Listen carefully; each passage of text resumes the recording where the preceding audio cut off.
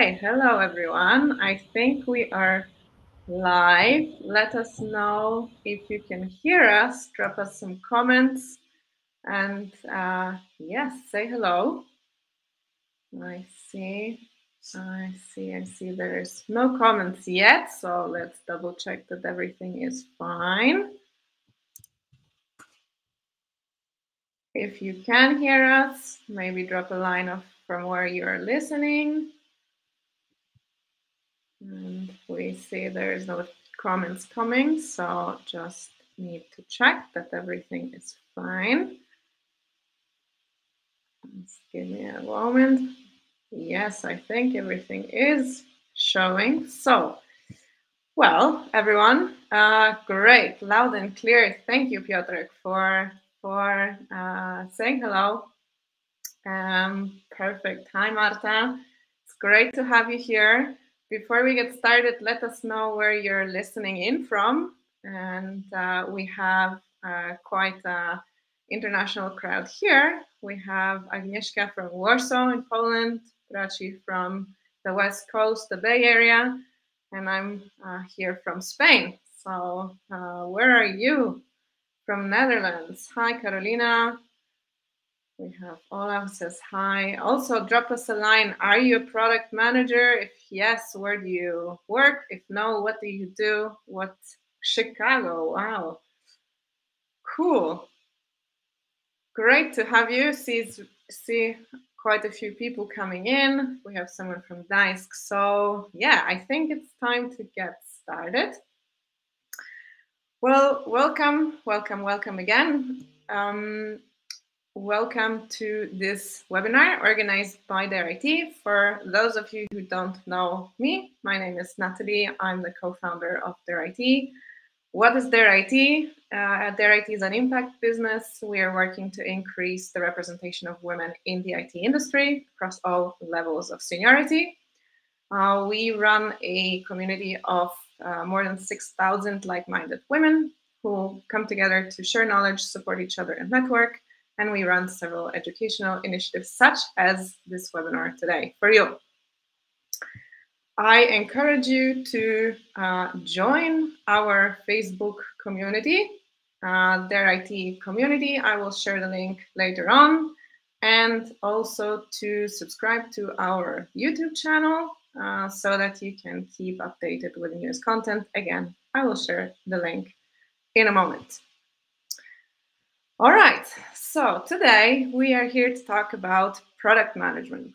And for those of you who are listening in from Poland, well, I don't think I'm offending anyone by saying that this is a discipline that is less developed than others still in our region. And so it's always a great opportunity to have the chance to learn from companies that have been doing this for a while, and in particular that do this from the heart of the tech world, from the heart of Silicon Valley. So I have the pleasure today to introduce to you Agnieszka Pawłowska and Prachi Snihal. Agnieszka is a product manager at Box Poland, and Prachi is the group product manager at Box in the Bay Area. They are going to tell you a little bit more about the best practices on product management at Box. And in case you're wondering, Box builds cloud-based content management, collaboration, and file sharing tools for businesses. There are almost 2,000 Boxers on board, and Box counts some of the world's leading organizations, thousands actually, as their customers. And in case you didn't know, Box has opened their engineering hub in Poland earlier this year and are hiring, but more on that later. Before I pass the mic, a quick note on housekeeping. So there will be a Q&A at the end of our session today. So do drop your questions in the chat. Keep them coming. I will be taking note on them so that you can we can get them answered later. Right. Without further ado, I will pass the mic to you, Naga and Prachi, and let me see. Okay, so let's go.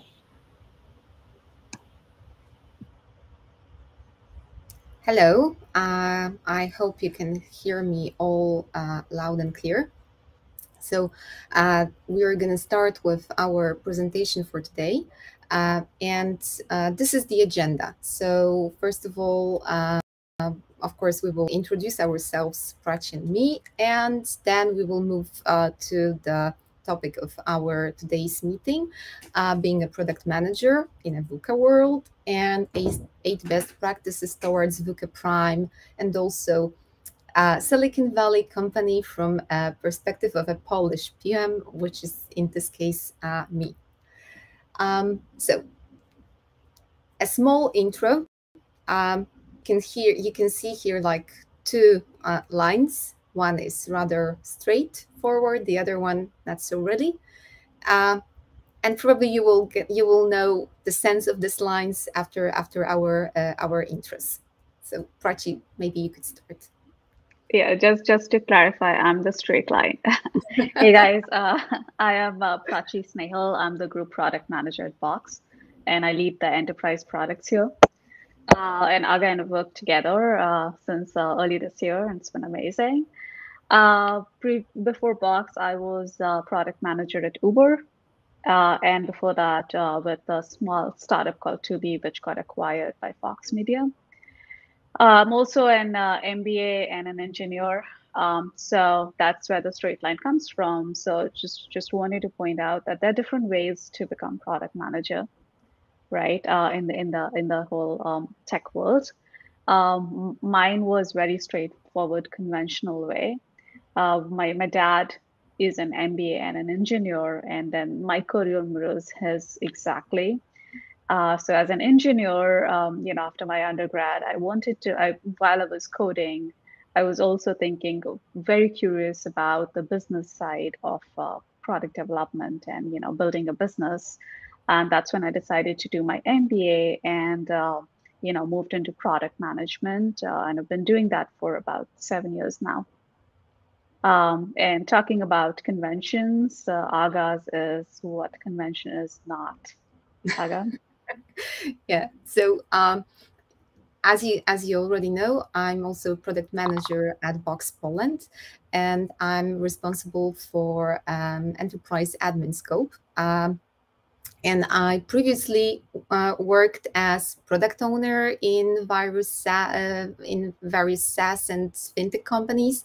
Before that, I was also a project manager, and before that, I was doing different stuff. And as you can see, having my master's in Italian language and culture can tell you already something about my career, that it wasn't like very straight, and there were lots of meanders in getting and finding product management. So actually, I did lots of different things, mostly related to business side, but also to NGO and third sector in Poland and also in Europe. And then once I started to getting into my foot into IT, I also had a possibility to receive a postgraduate diploma at Warsaw School of Economics in leadership innovations, which was actually dedicated to product management and looking for different ways to promote innovations in services, but also in products. So this is our intro, and as you can see, being a product manager is not always like you can get there using like different paths. Your journey might be very different. It really is about what you are interested in and what you want to pursue. So just moving forward to our topic, main topic, being a product manager in VUCA world, and actually why we are talking about VUCA. And maybe for some of you who don't know this abbreviation, I will of course explain it later on in our following slides. But I wanted to also discuss with you how product managers are perceived in general in our world. And you know, or you probably know these memes that are just like all over the internet, and this product manager in different from different perspectives. So how my friends see me, what I actually do, etc. But in every meme there is a little bit of truth. So in this case, what is very truthful is that product manager has to wear a lot of different hats when it comes to cooperating with different departments, and also with when talking and having to collaborate with different stakeholders. There is always a different face that project manager is showing to their interlocutors, and this is also the situation, the world we are living in, that makes us do things. This is one side of the coin. The other side of the coin is product manager sometimes might feel a little bit uncomfortable with all these stakeholders wanting something from them, as clients, sales, everybody wants something, and the product manager has to find themselves in this situation.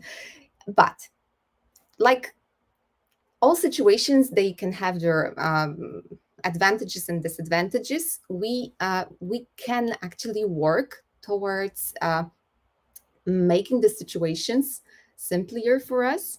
And also, when it comes to those best practices that we will be discussing today, these are actually helping us to find ourselves in a kind of difficult world that is surrounding us, so that our cooperation with all these stakeholders doesn't have to be like cats and dogs, and it can be really nice and fruitful, and everybody will really benefit from this. So I promised to you to tell you a little bit of the VUCA, and probably some of you, they already know what VUCA means, this typical abbreviation. And this stands for volatility, uncertainty, complexity, and ambiguity, which actually describes our world. And I think that when it comes to IT world and IT sector, this is very truthful, because if you look at the projects that are changing, and they are changing because the reality is changing, and the clients, they want something different, and we need to look at the competition, what the competition is doing, what our users want. For example, our users a year ago wanted something different than they want now, because our product time window just finished and we have to change it. So it's a little bit hectic when it comes to also being product manager. So what can we actually do to change this a kind of negative perception of VUCA abbreviation? There is a new concept which is called VUCA Prime. It's a counterweight for VUCA world, and this is changing this a little bit negative things into something that can work on our advantage. And this is vision, this is understanding, clarity, and also being agile. So the concept was thought by Bob Johansen. He is a fellow member of Institute for the Future, based also in Berlin. So here, our best practices that we will be showing are also thought to go in this direction of VUCA Prime, to have some kind of vision for a product, and have also understanding of the situation and changing world, and also accepting it that it's going to be changing, sometimes very quickly, and have a clarity of the path we are taking, and being agile, so that you can also change the direction in which you are going without too much pain. So let's move to our best practices.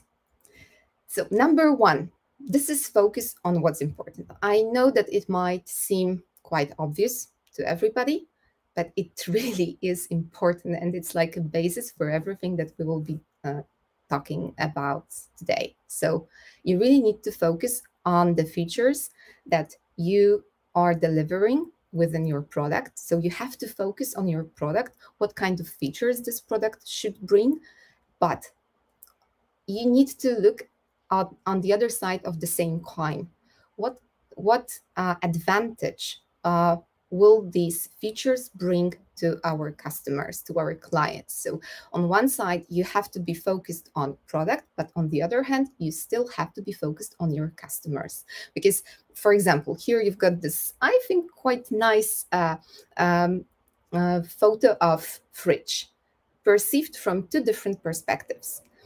One is saying, okay, the fridge is extra large, but it's good. This is a kind of a feature we want to render our fridge. But what does this extra large mean for our customers? It means that they, for example, have got big families and they need to store a lot of food, or they simply like to store a lot of food because they are cooks or chefs, whatever. So this is really important. And for this kind of things, you need to also have time. And that's also very important to bear in mind, that the conceptual part of work of product managers is extremely important. Just take it into account that the conceptual phase sometimes doesn't give immediate effects of your work, but you really need to do it in order to deliver a great product. Okay, so we can move to number 2. And Prachi, if you could. Yep. Sure. So yeah, second important thing is to look into having a clear company strategy. And that can be derived by deep research, strong collaboration, and a very clear product vision, right? So it's important to have all these 3 aspects build up to a company strategy. So for example, at Box, what do we do, right? So I'll give you some examples of things that we do in all these 3 different areas to ensure that we are moving towards a clear company strategy. So our research is super important. Before the start of any feature or any product that we are building, we make sure we get user and customer feedback, right? We are constantly speaking with them on a weekly basis to understand and gather the details.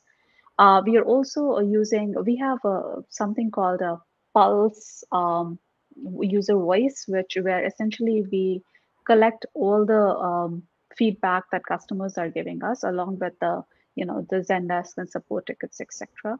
Collect all that information to ensure that we are getting a good visibility into customers who are, we most likely haven't spoken to, but they have a voice too.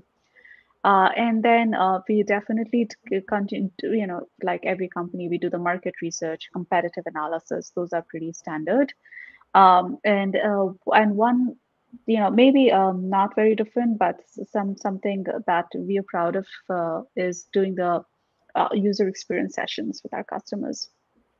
So this is where we involve our design teams heavily.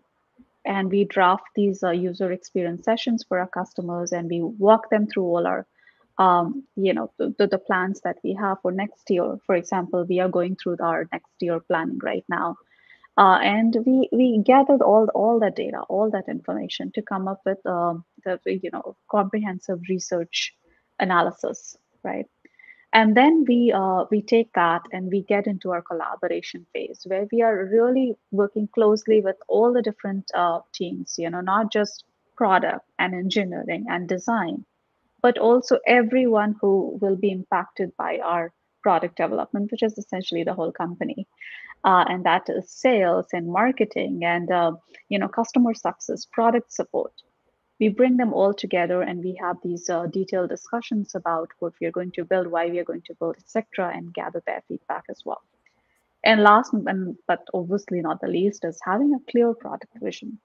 Everyone in the company should know what they are building, what they are marketing, what they are selling, and what they are supporting, right? And it's important for all of us to be on the same page. Otherwise, that's where lack of communication is like clear. If you don't have a good communication inside of your company, that's where this clear product vision pillar breaks down. Right. So here at Box, we get the global vision, based off all this analysis that we've done. We create a global vision, which is essentially at the executive and board level. From that global vision, we built the strategic pillars. Essentially, there usually will be 3 or 4 strategic pillars in any given year, which will have the main themes around it, which will encapsulate everything, all the departments of the company. And then we'll have product strategy, which obviously at the product manager management level, you have your product strategy, which will build up to this product vision or the pillars. And then to do that, we do our quarterly and annual planning. And as I mentioned, we are going through the annual planning right now. And we are actually utilizing each of all of these strategies to ensure that our next year plan is strong and solid. We get and customers are bought in, and investors are bought in, and all that stuff. Um, yeah, great. And you guys, if you have any questions, feel free to drop note in the chat, and we will get to it during a Q&A round. All right, the next one is experiment and iterate. So while we have okay, fine, we have this clear vision and strategy and everything, right? But it's important to make sure we are not really rigid in what we are building. So while we have an idea, okay, this is, we did customer tests and we came up with this flow and this is what we are going to build, it's important to continue to test, because any product or any feature launch can take anywhere from a quarter to, years, right? Depending on the size. And you can't box yourself in thinking, okay, what was true 2 years ago? And as Aga mentioned, things change constantly. We need to be agile. So what was true 2 years ago doesn't hold true today. So it's important for you to keep on iterating till you get to and keep on testing if your hypothesis is right, and iterate till you get to your, final launch. So what we do at Box essentially is we launch for every feature that we do, or every new product that we're launching, we do an MVP launch. That essentially means minimum viable product. So we launch that to, say, a small set of customers. We call it limited release because it's not generally available. It's limited to a small set of customers. We launch it and we see how customers are interacting with it. Are there any bugs, or there any issues, or there's that there are customers not using it because they don't find it useful, right? So for each of the feature that we launch, we have specific set of metrics that we track, right? And also know that if the metric for the MVP product that we launched is user engagement, that might not be true for the final product that we launch for general availability. And that is because different stages will have different iterations and the metrics will change. So we need to be okay with that, and we need to be open to that. We need to be constantly thinking, what are the things that we are launching and what metric is it moving, which should essentially ultimately flow into the product strategy, right? The company strategy that we spoke about in the previous slide. Beyond that, we also at Box, we have our own experimentation tool, which we built in-house. But there are a lot of other tools outside in the world, third-party tools that a lot of companies use, which are equally great. Something like Optimizely and stuff. I don't want to take names here, but there are a lot of tools available for experimentation. Strongly recommend using that. And experimentation is not just about doing the experimentation. It's also about analyzing the results, right? So working with your product analytics team to making sure that all those results are properly analyzed, and then you can take decisions on the next steps. So that's what we do here. And then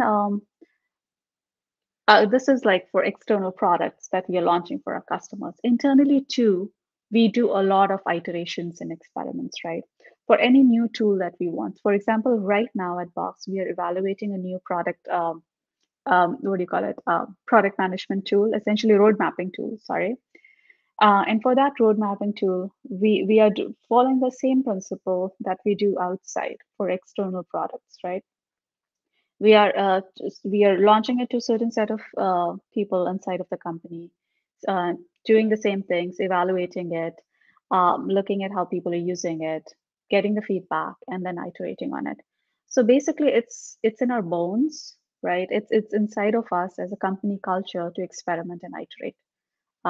And that's how that's the culture you should develop to ensure that you're doing the right by your company and your customers. Next slide.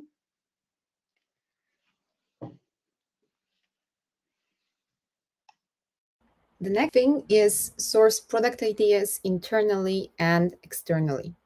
We can say that we've got like three sources, main categories of sources when it comes to sourcing ideas. First of all, these are, of course, our customers. The second thing are company employees. By this, we mean employees that are not working in product management teams. And also, we've got a product team. So when it comes to customers, we are using feedback tools like, for example, User Voice. And this is a tool that allows us to gather, for example, opinions and ideas from our users, what kind of features they would like to have or what kind of improvements they would see in our product. And other users can vote if this idea is something that is interesting for them or not. The tool allows us also to categorize different ideas into different product scopes, because Box is quite huge as a product. So even from that perspective, it allows us also to prioritize how many, for example, ideas are for each type, are for each category of a inside Box product. Then, of course, we are closely working with CSMs. CSMs, these are customer success managers, and they are extremely valuable source of information for us when it comes to ideas and needs that our clients have got. Of course, CSMs mostly work with big accounts, but big accounts, they are also very important from a company perspective, SaaS company, because we also need to somehow respond to our biggest clients' requests and needs. We have also product sessions with customers, and we've been also mentioning that with Prachi in our previous slides. These are different types of sessions, because sometimes these are sessions where we just check out the UX with the users, but we also have things like, for example, BoxWorks. This is an annual huge event where we present what are our plans for the next year, and there are smaller sessions dedicated to our users where they can also put their comments, chat, and also express their feelings towards our plans. So this is a great way to also feel how the users approach our product. And the last thing is, of course, online opinions and feedback. And by this, I don't mean just, like a community site for Box where you can read stuff about the tool, but also looking for on internet some comments on some different forums, what people, for example, value at Box and sometimes what they do not. So just going through internet and looking for information about your product. The next thing are company employees. And also in case of company employees, we use the same tool, User Voice, because our employees, they can also have some very good ideas about Box and what kind of features could be implemented, because we are using Box on a daily basis in our daily work. So we are we've got two roles. We are working on the product to make it better, but we are also the users of this product. We've got regular syncs with different departments, with different stakeholders. So, for example, if we are working on some specific scope of a product, we are in a constant communication, Slack channels or meetings, regular meetings with our business stakeholders. For example, we can have sales team who is our main business stakeholder for some specific project, and we also gather their ideas for enhancing some features that we are already working on. We almost probably all product managers, we have our own backlogs of needs and ideas that were placed internally that we heard from, for example, from somebody during like private discussions. Oh, I like this about Box, but here, for example, I would prefer to have, I don't know, a little bit different filters for something. So we also gather these things from this not so official discussions with other employees. And last thing, product team. And this is something I would like to really emphasize, that our developers are like really great source of information and ideas for enhancing the product. They work on the product from this technical side, and they know it very well. So sometimes it's really good to listen to them, because yeah, it's a little bit like their ideas can help us really iterate better on and delivering a better product. So just to have it, to ask you, if you are like, if you heard here like anything new when it comes to the slides, to this best practices, are there any questions you would like to ask? Just please feel free to comment, and we will definitely get back to this questions during our Q&A session. So number 5, this is another thing that we would like to share with you. This is prioritizing. So you need to prioritize, and either when it comes to product initiatives or your daily work. When it comes to prioritizing, it's really not so easy when it comes to product management. This is, I would say, one of the more difficult things, because on one side you have to keep the retention when it comes to SaaS products, but on the other hand you still have to think about growth. So in our case, when prioritizing our product initiatives, we have to think about our biggest accounts needs, also the market trends, and also the SaaS product vision, because SaaS, this is a very specific type of a product. So we have our vision, and not necessarily everybody has to be happy with the vision that we are having. So we need to balance this, and this is really very important to keep the retention. And there is also the annual recurring revenue that is very important, like for every company. And this also needs to match. So these are like things that influence our prioritization of product initiatives. Of course, we are using also tools like, for example, Kana model and also Moscow method for product features, but still, like, these two first points are like the ones that are deciding also on what kind of initiatives will have a priority. So we also need to prioritize when it comes to our daily work. And one thing is that we are prioritizing based on the product initiatives that we will be working on.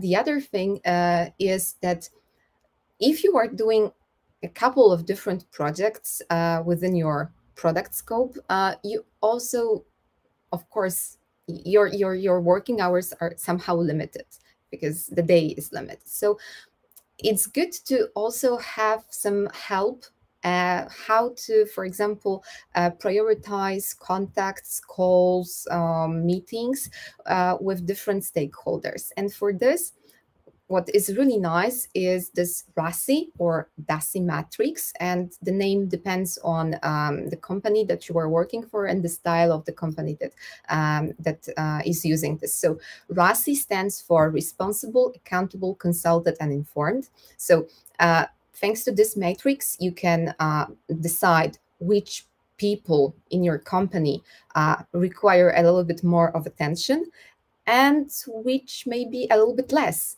So this is very good for helping you out on prioritizing your daily agenda. What I really love at Box, and that was something I saw for the first time, is that at Box we've got focus time. And in general, we've got Tuesdays that are no meeting days. So in general, everybody at the company tries not to put any kind of a meeting or a call on Tuesday, because this is our focus day, so that we prioritize our silent work, focus work, whatever you want to call it. And there is also a very nice thing, which is GSD, get your stuff done time in, and you can just put it in your calendar, and that's perfectly fine. Everybody will be okay with this. And if you put this into your calendar, actually nobody will put in this time slot any meeting, because everybody understands that this is the time for your work, you prioritize that. So that's really something I found extremely valuable when working at Box. Okay, so we've got another one when it comes to best practices. Right. So it's about product documentation. So it said, and I don't know how much I agree with it, that a product is only as good as its documentation. But there is some truth to it. Why? Because your product documentation, as a product manager, when you're creating product documentation, that's what your engineering team is relying on to build. Your sales team is relying on to sell. Your support team is relying on to make sure, if the questions come around it, they know how to answer it, right? So it's for me, it's important to have, a box essentially, because there's so many different aspects to any product. Writing down the product documentation, sending it out to everyone so everyone is aware, and catching the mistakes early is very important. So what we do here at Box, we have 3 different kinds of documentations, which is most likely the case with every company: business requirement document, product requirement document, and user stories. Which document you focus on? Essentially, you should have all 3, but given we just talked about prioritization and how you should allocate your time, here we try to do it's just which documentation you focus on depends on what stage your product or feature you're working on is. For example, if it's a brand new product, right? Something that, you will be launching to the market for the first time ever, right? So that's when we write the business requirement document. It essentially describes why our business needs it, why customers need it, what is the value of it, what the revenue figures, the competitive analysis, and all that stuff will be very important in that document. It will be mostly business heavy, as the name suggests. Product requirement document, on the other hand, you write it when, most likely the feature in the product is already there and you're adding new stuff to it, or you're enhancing it, you're doing something to an already existing entity. So that's where you work on product requirement document, and it will kind of lean more towards the technical side of things, right? So what it will, how will you produce it? Like, how will you build it? What are the different things that you need to build it? There's like a database table that you need to create, or which you'll need. So, the DevOps, development operations team needs to create this database for you.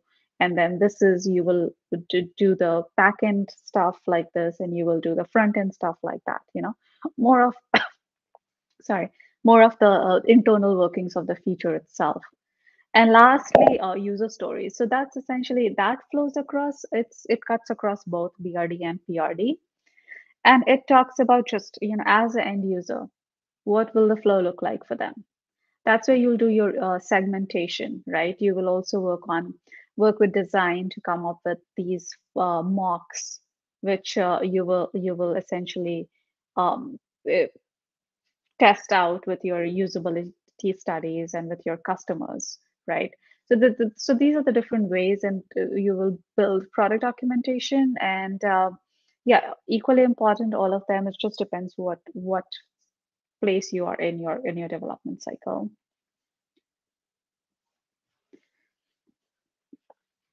So yes, communication, as it's said, product managers always over communicate than under communicate. And you should always, that's like one truth I live by.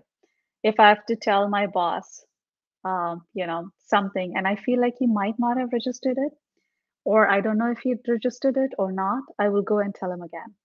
The only reason is over communicate. Nobody likes surprises, right? Especially at the executive level. So it's just important to have hammer them with information, right? And that's the key. So how do we communicate here? At Box we Slack, right? It's a great communication tool. It can also get very noisy. Sometimes I just turn it off for hours, just so I can focus on my work. When we are in our GSD, getting stuff done time, just turn off your Slack. But most often than not, keep it on. There's always a SLA or a service level agreement, or whatever you want to call it. You set expectations with your teammates. Hey, I'm not always on Slack. If you ping me, do not expect answers right away. But there are times when I'm active on it, and I will take care of responding to everything, right? So if you set that sort of expectations, which we do, especially Aga and me working in different time zones, it's very important. And that's the first thing we did. We set expectations. Was like, Aga, I work at weird hours, so I'm gonna ping you. You don't have to respond to it. Don't worry about it. Don't lose your sleep over it, right? And same way with her. So we have this understanding. It's important to have that understanding across your team members, to make sure you're not burning yourself out. And then also there's sometimes some things are really important. Your product is burning down, and you need to be there.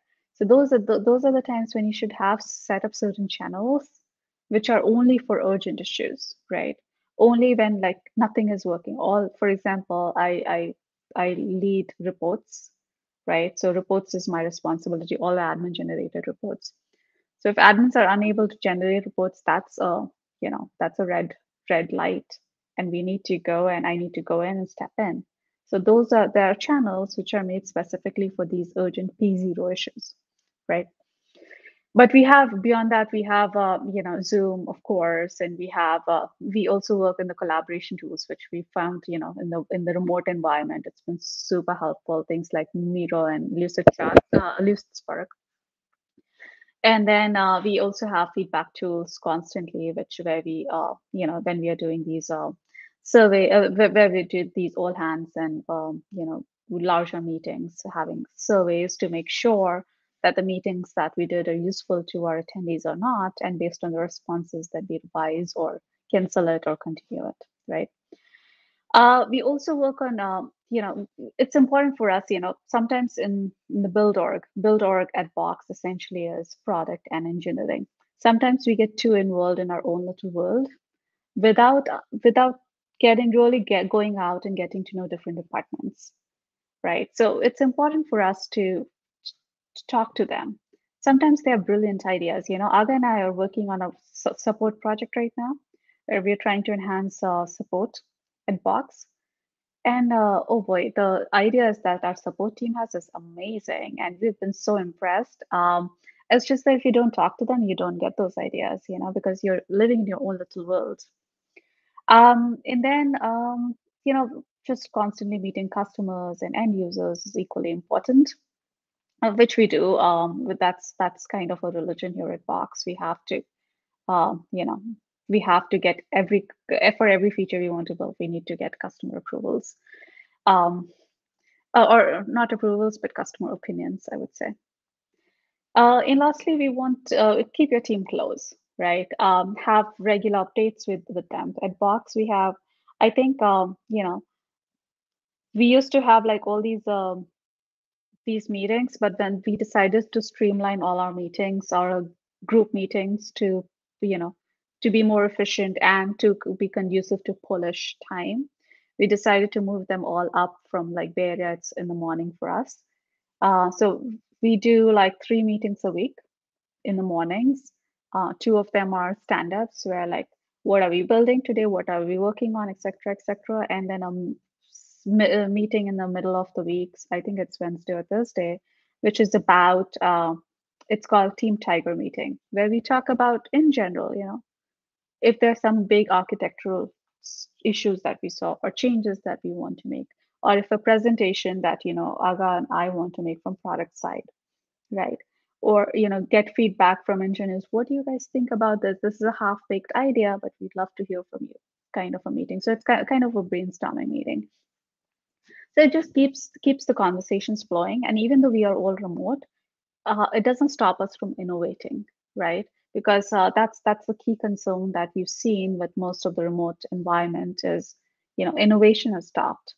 But that's essentially not the case if you're constantly talking to your team, and that's what we are trying to do. And this will continue, just because we are a remote company. We have Warsaw office now, and we have a Redwood City office, and there's no way we all can work together in person, right? So this has to be the norm for us, which is fun, to be honest. Only part is waking up early in the morning is not that fun, but beyond that, keep your messages short, right? Keep them succinct, keep them from being misconstrued in different directions. So reread, always proofread your messages, emails especially, because it can be forwarded to who knows where. If it's confidential, have that, if it has to stay within the company, have that note. Your legal team will provide you with certain notes that you should add on top of your email. Internal only, do not distribute outside, things like that.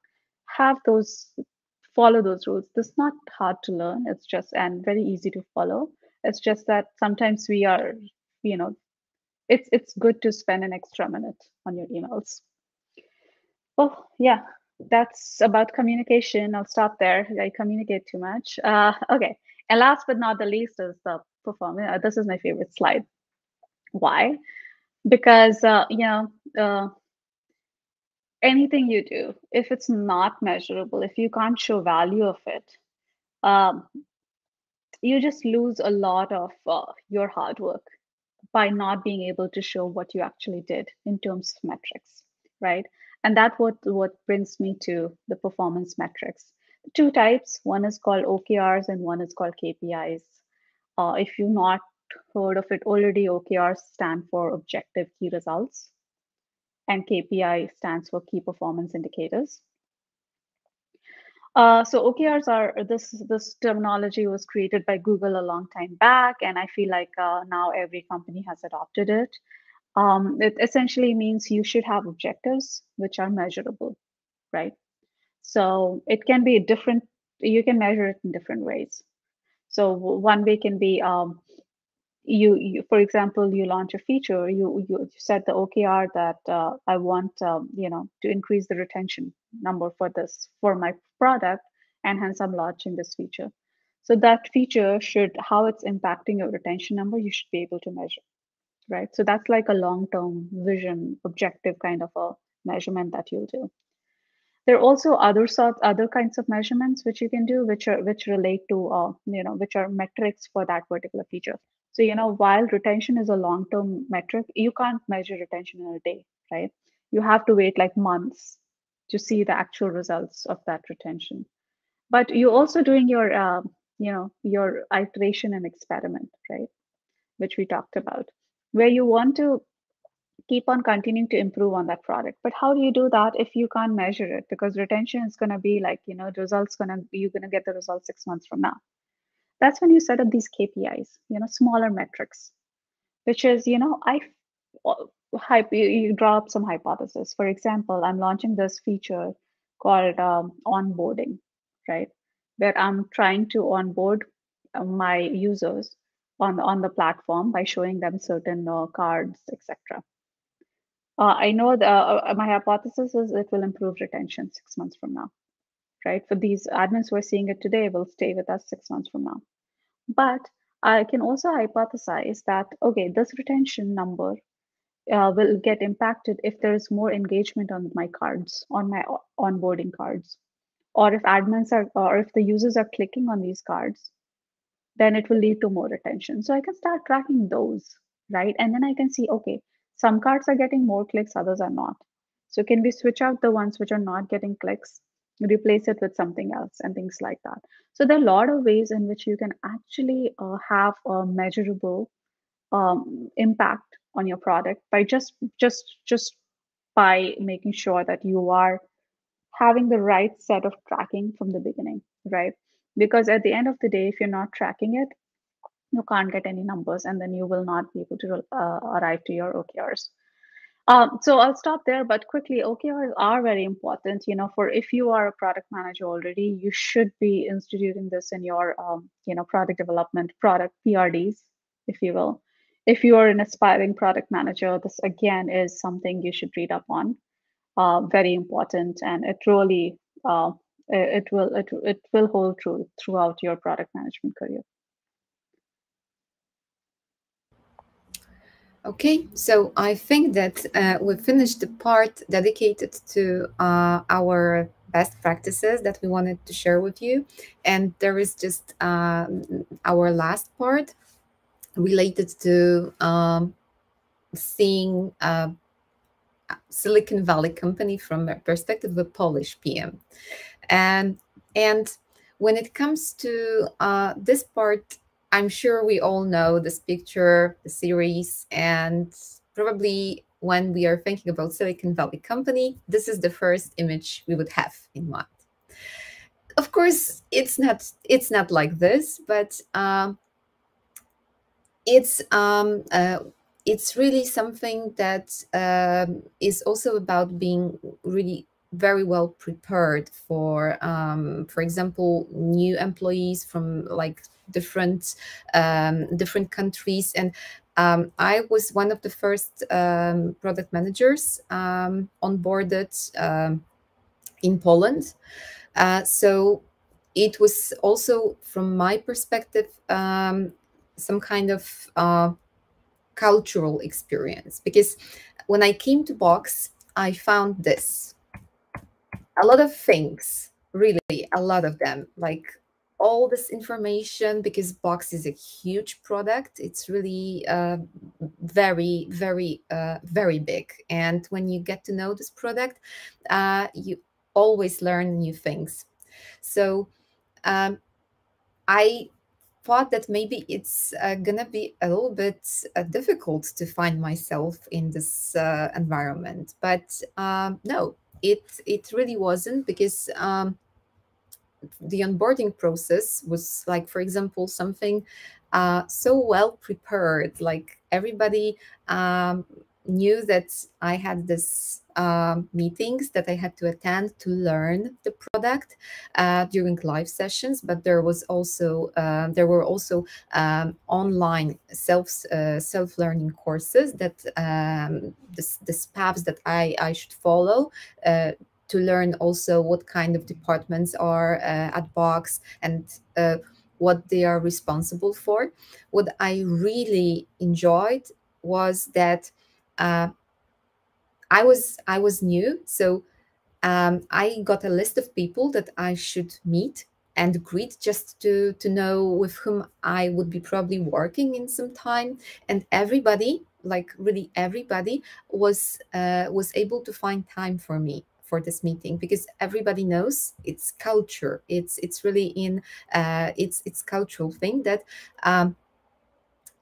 everybody knows that newcomers, they have to have some time dedicated to them. So that was also a little bit surprising from my perspective, that each meeting that I was attending was about getting to know each other, but also I could learn what these people were responsible for, and that was a huge help for me.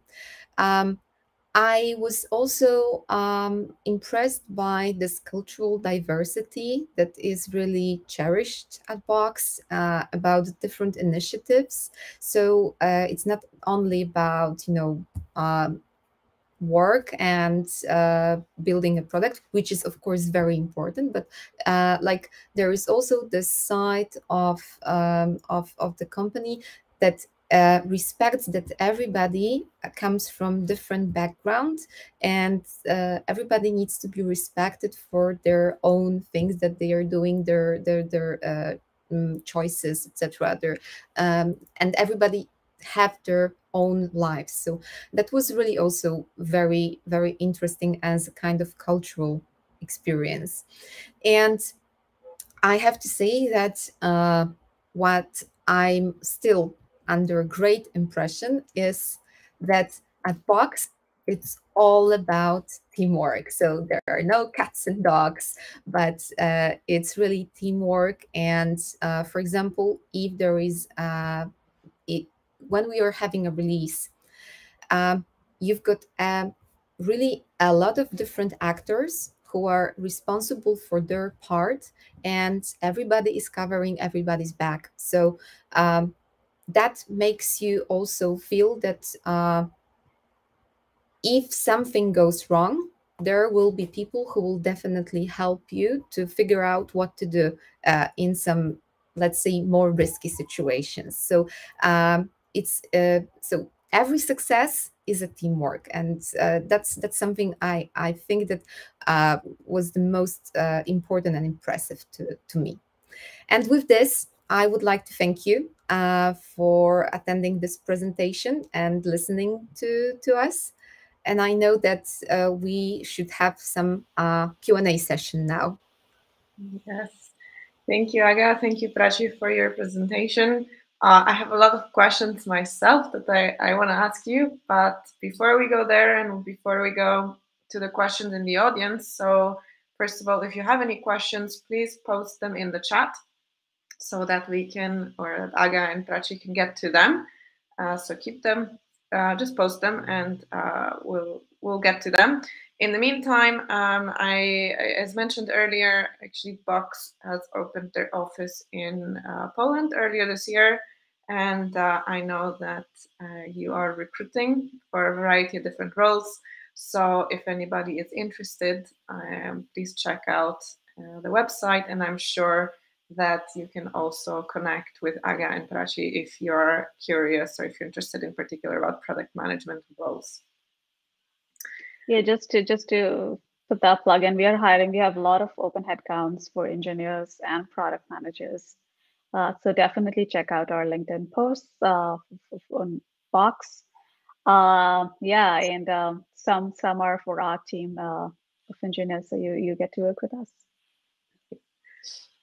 Okay, so I don't see any question for now, but I have a question myself, and that would be for both of you. What's the one thing that say you're doing in your role as a product manager, or that you're doing as a team, product management team at Box, that you think is really unique compared to other teams you've worked with, and something that you really like and that you think, well, this is something that you'd definitely like to take with and bring to another, bring out to the world, basically. Mm-hmm. I can answer it with quick 2 sentences. It's the culture and the people. It's been amazing working with the set of people that we are. It's just every day you're reminded of how collaborative the environment is. Yeah, which is very unique given the compared to the rest of the Silicon Valley companies that I've worked for. Yeah. Just a thought, do you think it's somehow related that it is a collaboration tool after all? Okay, so we have a question from Tomek, and that is, how technical do you have to be to become a product manager at Box? Maybe Aga can answer that. If you take into account my education, it's not that you have to be very technical, but you have to understand some concepts of development. And I think that you can also learn it on the go when discussing different things with developers. That's something that is important, just to also understand high level concepts and what the developers want to transmit to you. Okay, thank you. And we have another question from Paulina. who asks, what tools are you using to manage your backlog and your daily tasks? And I assume that backlog both as a team and as a person, I assume, like your personal backlog. Sure, I can take that. So mostly Jira for, it's a Confluence tool, Jira. It's a very common ticketing tool that we use for managing backlog on the development side. Daily task, it's interesting. I mean, I use Asana for my personal tasks, but I guess everyone has their own choices. Some use post-it notes. Aga, I don't know, what do you use? I've got a to-do list, and I actually use Post-its, but in two versions, like the one where I can just take some notes with my pen, because I'm a little bit old-fashioned and I like to write things in my notebook. But I also use Post-its, these virtual ones in the laptop. Yeah, that's actually an interesting question. I'm always kind of torn because I personally use Asana as well, but teams I've worked with use other tools, so I kind of keep like two selves, my Asana and then the other tool. And I've tried to get my team on one tool together, but I think the personal to-do is very personal. I think everyone has quite a different way on keeping their to-dos up to date. So it's a very good question. Marta, thank you very much for posting the link to the different job openings at Box. So if you go into the chat, you can find that link there. And then we have a question from Marlena, who says that if you could talk to your old self, what would you advise her? What mistakes could you then avoid in project or product management? Well, for me, I can actually, I was sharing this with Aga the other day. Back in the day, I would make a mistake, which obviously you will make a mistake. And the biggest mistake is just brooding over it. For me, it was like I would constantly think about it, like, how could you do this? What would these people think of me? Oh my gosh, But it's. I think you need to let go, or it just weighs you down. It's like just learn from the mistakes and move on, and make sure things would do a better job the next time, because you'll make so many mistakes, and you'll just keep on burdening yourself for them. It's no point. Just keep it light. That's what I would tell my 23-year-old self,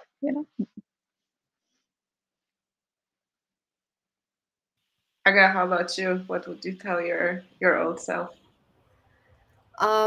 It's a difficult question because in general, I think I don't like, I think I don't regret a lot of things. So there is some kind of path you just have to do just to grow. But what Prachi said is really like a good advice, a good piece of advice, and I'm still working on, because I think I didn't arrive at that point. So I'm still thinking, oh, I should have done it like differently, this part, and what people will be thinking about me. So that's part I'm still working on. But definitely it's something that we should repeat to ourselves, not to worry about these things too much. So, and also working as females in a little bit male world is also this thing that we shouldn't have, like this feeling that maybe we are not good as much as men in some kind of different tasks or something, because that's also something that I feel that sometimes girls and women, they have when they start working with almost only men. So that's also something that, for example, at Box, I was a little bit surprised, because there are lots of females on the engineering side and also on the product management side. So I was also very impressed with this. Yeah, I would build on what you said, Prachi, that I mean, one thing that helps me is to always like to tell myself some things will go wrong. Like you release something, like there will be a fuck up, excuse my word. It's just how it works, or it's just kind of like I think if you go into something with that expectation, it's also nothing will be perfect. It also helps, I think. Um, okay, so we have one more question, and I think we can make this the last one since we are running a little bit over. And this is from Carolina to you, Aga. What were the challenges you faced when you first started as a PM with no tech background? I started as a project manager, working in a software house. So I had to learn really fast. And I had to learn to understand what the developers were telling me. And I really had to do my homework. So I had to talk with them a lot on these technical aspects, and also asking them to explain it to me maybe a little bit in a simpler form. So that was a little bit challenging to learn it, but as long as because I don't code, so I think that you just have to have this very analytical approach to things to the technical things, and you shouldn't be afraid of this, because you can understand it. It's not that you can't. It's just a matter of getting used to some specific vocabulary and some specific processes. So the more you work with the developers, the better you become in understanding the technical stuff. Yeah, I think it goes well with what you said before, not to be afraid, that it's also not to be afraid to ask a question once in a while and just, I don't understand, please explain. I think that's, it takes courage, I think, and it takes self-confidence to admit that you don't understand. Just check in your ego. No point carrying an ego around as a Yeah. product manager. Yeah, exactly. So I think it's a very, very good point. And I actually, my feeling is that it actually never ends, this feeling of certain things. They're like, oh, I don't understand. And so I think getting used to it from the beginning and just being comfortable with it helps you, whether you're just starting out or whether you're wherever you are in your career. Okay, so I think, yeah, we are through with the questions. So, Prachi, Aga, thank you so much. It was a pleasure to have you, and thank you for sharing your insights. I took a few points out myself. I'm not a product manager in my day-to-day job, but there's some things that I think we can all use in our daily work. So, thanks a lot, and thank you all for listening. This recording will be available on YouTube. And yes, have a really nice evening or day, Prachi, and see you soon. Thanks a lot. Thank you. Thanks for having us. Bye. Bye.